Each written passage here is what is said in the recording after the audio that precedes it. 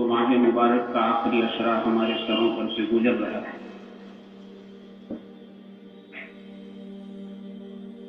جہنم سے چھٹکارے کا اشرا ہے.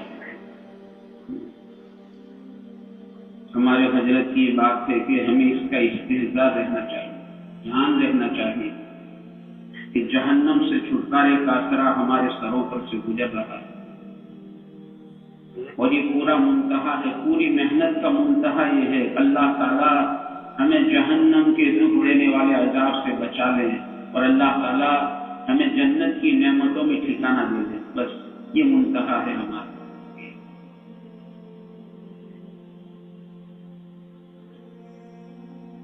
اس لیے بہت فکر کے ساتھ اس عصرے کو گزارنا ہے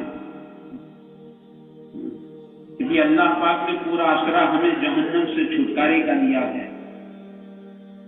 اگر اس میں جہنم سے چھٹکارا نہیں ہوا تو ہمارے لیے جہنم سے چھٹکارے کا کون سا موقع ہوگا؟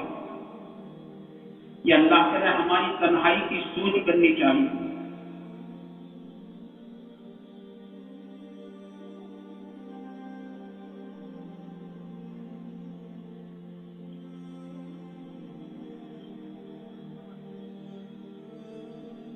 اس لیے ہمارے بزرگوں کا اس کا اتنا استحضار تھا. حضرت جنید بغدادی رحمۃ اللہ علیہ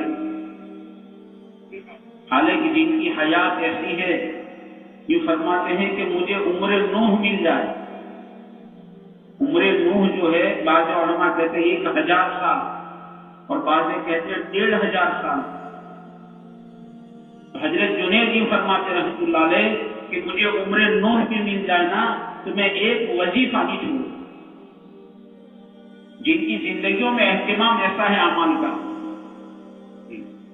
جن کی سکرات کا عالم یہ ہے کہ سکرات پر کسی نے کلمہ تلقین کیا تو آپ نے آنکھ کھولی اور آنکھ کھول کر یہ فرمایا کس نے کلمہ تلقین کیا؟ میں تو زندگی بھر اس کو بھولا نہیں کہ اس وقت مجھے یاد دلانا پڑے. جن کی سکرات ایسی ہے بتاؤ زندگی کیسی ہوگی؟ ایسے حضرت جنید رحمۃ اللہ علیہ کہتے چراغ پر اپنی انگلی کو رکھتے تھے، چراغ کو جلاتے تھے اور چراغ پر اپنی انگلی کو رکھتے تھے اور جب انگلی جلنے لگتی تھی برداشت نہیں ہوتا تھا تو انگلی ہٹا دیتے تھے اور اپنے نفس کو یوں کہتے تھے کہ تم معمولی چراغ کی آگ کو برداشت نہیں کر سکتا تو جہنم کی آگ کو کیسے برداشت کرے گا؟ یہ ہمارے بزرگوں کا طریق ہے کہ جہنم کا اتنا خوف ہے، جہنم کا اتنا استحضار ہے. پیارے آقا صلی اللہ علیہ وسلم گھر میں تشریف لائے، ہماری پاک امی جان رو رہی تھی. پوچھا ایسا کیوں روتی ہو؟ معلوم ہوا آدمی کو گھر والوں کے حالات سے باخبر رہنا چاہیے، بے خبر نہیں. ایسا کیوں روتی ہو؟ کہا یا نبی اللہ مجھے جہنم یاد آ گئی. آپ انداز لگاؤ ہماری پاک امی جان ہے جن کے اتنے سارے فضائل ہے کہ جن کے ذریعے امت کو دین کا بہت بڑا حصہ ملا ہے، جن کے لحاظ میں بڑی بڑی صورتیں نازل ہوئی ہے. صحابہ رضی اللہ تعالیٰ عنہ آپ کے مکان کے باہر ٹھہرے ہوئے کھڑے رہتے تھے اور آپ کے لحاظ میں بڑی بڑی صورتیں نازل ہوتی تھی جو صحابہ حضور سے معلوم کرتے تھے. جن کے فضائل، جن کی برات اللہ نے نازل کی، جن کو جنت میں حضور کے ساتھ رہنے کی خوشخبری دنیا میں دے دی. پیارے آقا سے پوچھا آپ کو سب سے زیادہ محبت کس سے ہے؟ عائشہ سے. اس سارے فضائل کی مالک ہے یہ، لیکن پھر بھی جہنم کو یاد کر کے رو رہی ہے کہ یا نبی اللہ مجھے جہنم یاد آ گئی. معلوم جہنم کو یاد کر کے رونا سے حضرت رابعہ بدریہ رحمۃ اللہ علیہ حالانکہ اللہ کی نیک بندی ہے، ولیہ ہے، عارفہ ہے اور اتنا رونے والی اللہ کی بندی، اتنا رونے والی اللہ کی بندی کہ جس جگہ پر بیٹھ کر رابعہ رویا کرتی تھی نا اور جہاں پر رابعہ کے ہمیشہ آنسو گرا کرتے تھے وہاں گھاس سوکھ گیا تھا.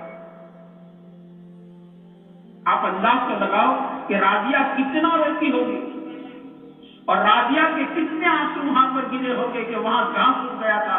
ہم جانتے ہیں کہ جہاں ہمیشہ پانی گرا کرتا وہاں گھاس سوکھ جاتا، تو رابعہ کتنا روکے گی کہ اس جگہ پر گھاس سوکھ گیا؟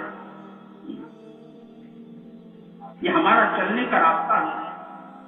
ایک مرتبہ آپ کے سامنے بھنی ہوئی مرغی، جس کو ہم تندوری مرغی کہتے ہیں، تندوری مرغی تو ہم بھی کھاتے ہیں نا، حضرت رابعہ کے سامنے رکھی گئی۔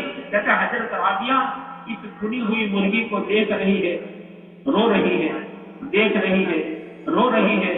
کسی نے کہا کہ رابعہ، یہ رونے کا موقع نہیں تھا، اتنی اچھی نعمت آپ کے سامنے رکھی گئی، آپ کو کھانا شروع کرنا چاہیے۔ رابعہ، تم نے تو رونا شروع کر دیا۔ آپ دیکھو حضرت رابعہ کا جواب تو دیکھو۔ حضرت رابعہ جواب میں کہتی ہے کہ بہن، یہ مرغی ذبح کی گئی، اس کی جان نکل گئی اور اس کو دنیا کی آگ میں سینکا گیا اور پھر میرے سامنے رکھا گیا ہے۔ بہن، اگر اللہ پاک نے رابعہ کی مغفرت نہ فرمائی، اللہ پاک نے رابعہ کے گناہ کو معاف نہ فرمایا، تو اس رابعہ کو دنیا کی آگ سے 70 گنا تیز آگ جہنم کی، اس آگ میں رابعہ کو زندہ جلائی جائے گی۔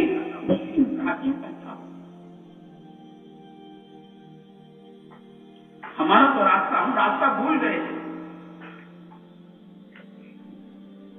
آدمی بھول کر اپنی موت کو یاد کرتا، قبر کو یاد کرتا، جہنم کے دکھ دینے والے عذاب کو یاد کرتا۔ اس لیے اللہ کے پیارے حبیب صلی اللہ علیہ وسلم نے جنت کو بھی بہت کھولا، جہنم کو بھی بہت کھولا۔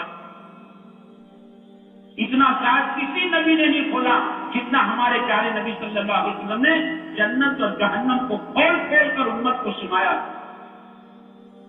اور ہمیں اس کی تعلیم دی ہے۔ خاص رمضان کے مہینے میں اس کی تعلیم ہے، جنت کا سوال کرو اور جہنم سے پناہ مانگو۔ اللہم انی اسألک رضاک والجنہ، اعوذ بک من